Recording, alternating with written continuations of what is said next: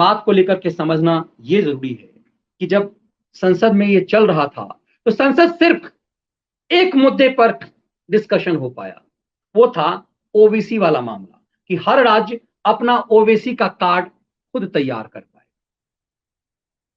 तमाम विपक्ष और सत्ता पक्ष की पार्टियां इस पर एकमत हो गई। विपक्ष को लगा कि जातिवाद के नाम पर वो फिर से क्षेत्रीय छत्रप अपना दुकान चला पाएंगे, और इसी बीच मुद्दा उठने लगा जातिगत आरक्षण को लेकर। हर क्षेत्रीय छत्रप को लगता है, चाहे वो सत्ता में सहयोगी दल एनडीए के नीतीश कुमार हो या अपना दल हो, इन सबको लगता है कि उनका वजूद तभी है जब जातिगत सिस्टम चलता रहे और ये पूरा समाज जाति में बटा रहे ताकि उनका वजूद चलता रहे। ऐसे कंडीशन में सजा याफ्ता अपराधी लालू प्रसाद यादव ने जो बयान दिया है वो चौंकाने वाला है।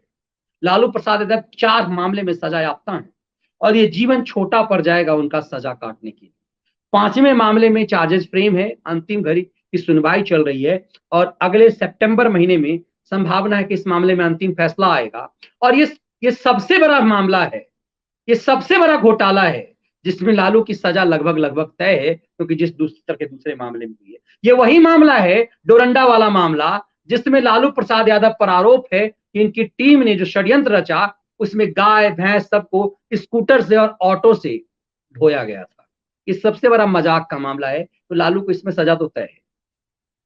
लालू एहसान पर जमानत पर हैं, तो मतलब आधी सजा हम प्राप्त कर ले तो मिलो और हमको छोड़ दीजिए, हम बीमार हैं, हम चल फिर नहीं सकते, सांस लेने में दिक्कत है, 75 तरह की बीमारी है, इस आधार पे वो जमानत पाए हैं। एक दांव चल रहे हैं कि हम तब तक पटना नहीं जाएंगे जब तक इस मामले में फाइनल जजमेंट ना आ जाए, क्योंकि जिस तरह से बीमारी के नाम पर ये जमानत पाए हुए हैं, यदि 5वें मामले जब इनकी सजा होगी तो बीमारी के माध्यम से जमानत पर रहना चाह रहे हैं। लेकिन इन सब चीजों के बीच लालू प्रसाद यादव ने जो बात कही है वो कितना खतरनाक है उसको समझिए।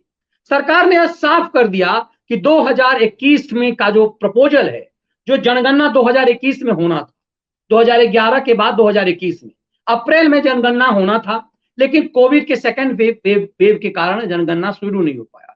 सरकार ने साफ कर दिया कि फाइलें तैयार है, 2021 की जो जनगणना है वो जो शुरू होगी उसमें जो परफॉर्मा है उसमें जातिगत जनगणना का कोई प्रस्ताव नहीं है। मतलब सरकार ने ये साफ कर दिया, गृह मंत्रालय ने साफ कर दिया कि जातिगत जनगणना नहीं होना है।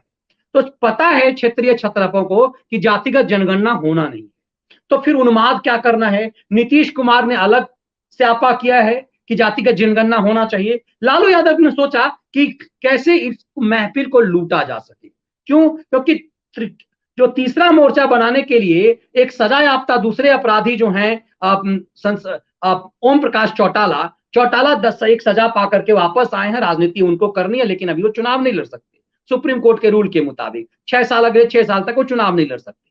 अब चौटाला ने देवीलाल के जन्मदिन पर 23 सितंबर को बुलाया है मुलायम सिंह यादव को।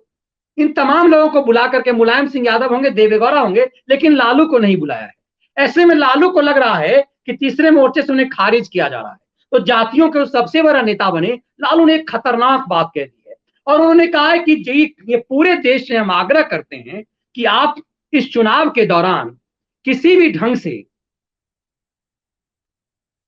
जो पिछड़ा वर्ग, दलित और मुसलमान, ये जनगणना में भाग नहीं लेगा, मतलब अपना जनगणना नहीं कराएगा।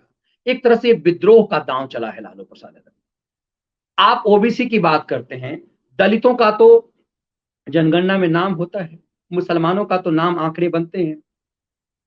दरअसल जातिगत जनगणना सूट नहीं करता केंद्र की सरकार को, क्योंकि सनातनी समाज को आप डिवाइड कर दें जाति में। यही चाल, खास करके भारत विरोधी षड्यंत्र की यही चाल है कि आपको जाति में बांट करके, ताकि सेकुलरिज्म के नाम पर जो शांतिप्रिय समुदाय का जो थोक वोट के साथ जिस राज्य में जिस जाति की जनसंख्या ज्यादा होगी सिर्फ उसकी राजनीति की जाए और तुष्टीकरण की राजनीति की जाए, हर राज्य में यही किया जाए और पूरी तरह से देश को बर्बाद कर दिया जाए। इस दांव को समझा जा रहा है, इसीलिए जातिगत जनगणना को सरकार स्वीकार नहीं कर रही है। ऐसे भी फर्मा तैयार हो गया है। ऐसे में लालू प्रसाद यादव ने जो कहा है कि अति पिछड़े दलित और अल्पसंख्यक को इस जनगणना प्रक्रिया में भाग नहीं लेना चाहिए और उन्होंने कहा कि जानवर की तरह, मतलब उन्होंने ओबीसी को जानवर करार देते हुए कहा कि जानवरों की तरह इस आंकड़े के कोई मायने नहीं। ये तब कहा है जब सरकार ने ये साफ कर दिया है कि 2021 का जो परफॉर्मा है वो तैयार है, अब इसमें सुधार नहीं किया सकता। बस मैदान में उतरने ही वाली थी, जनगणना शुरू ही होना था कि कोविड आ गया।